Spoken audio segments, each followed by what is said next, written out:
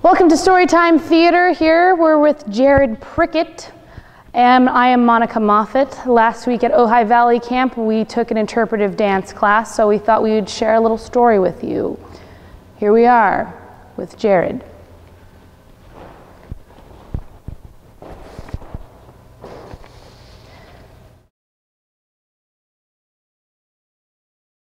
Three little trees stood and dreamed of what they wanted to become when they grew up. I want to hold treasure.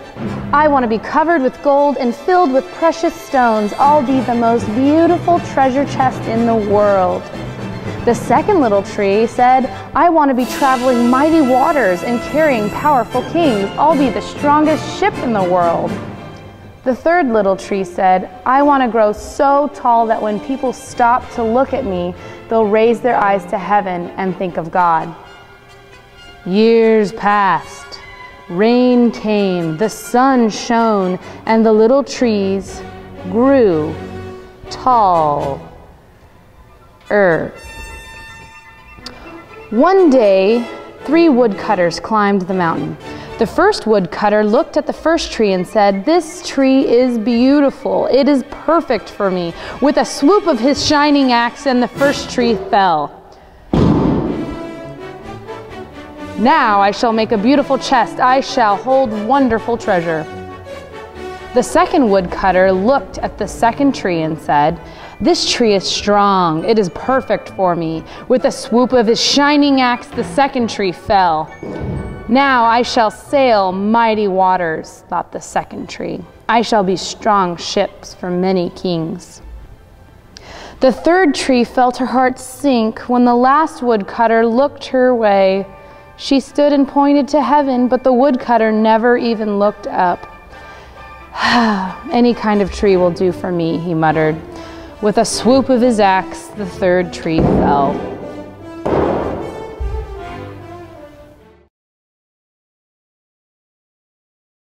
The carpenter fashioned the first tree into a feed box for animals. The tree was not covered with gold or treasure. She was coated with sawdust and filled with hay for hungry farm animals. The second tree smiled when the woodcutter took her to a shipyard, but no mighty sailing ship was made that day. Instead, the once strong tree was hammered into a simple fishing boat. She was too small and too weak to sail an ocean or even a river. Instead, she was taken to a little lake. The third tree was confused when the woodcutter cut her into strong beams and left her in a lumber yard. What happened? The once tall tree wondered. All I ever wanted was to stay on the mountaintop and point to God.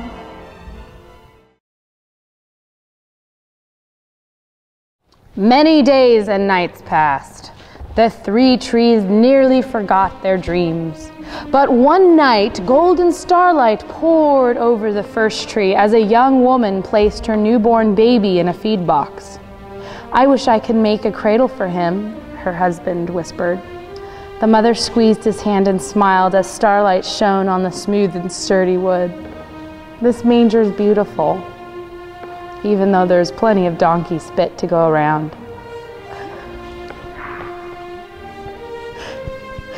And suddenly the first tree knew he was holding the greatest treasure in the world. One evening, a tired traveler and his friends crowded into the old fishing boat. The traveler fell asleep, and the second tree quietly sailed out into the lake. Soon, a thundering and thrashing storm arose. The little tree shuddered. She knew she could not have the strength to carry so many passengers safely through the wind and the rain. The tired man awoke. He stood up, stretched out his hand, and said, Peace. The storm stopped as quickly as it had begun, and suddenly the second tree knew he was carrying the King of heaven and earth. One Friday morning, the third tree was startled when her beams were yanked from the forgotten woodpile. She flinched as she was carried through an angry, jeering crowd.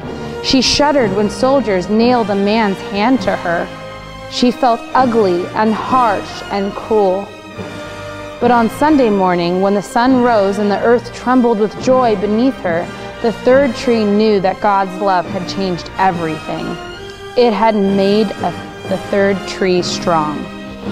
And every time people thought of the third tree, they would think of God. That was better than the tallest tree in the world. And that's what God wants, because He's bigger than our past, and He's bigger than our excuses, and He's bigger than any obstacle we'll encounter. But He does need us to be available.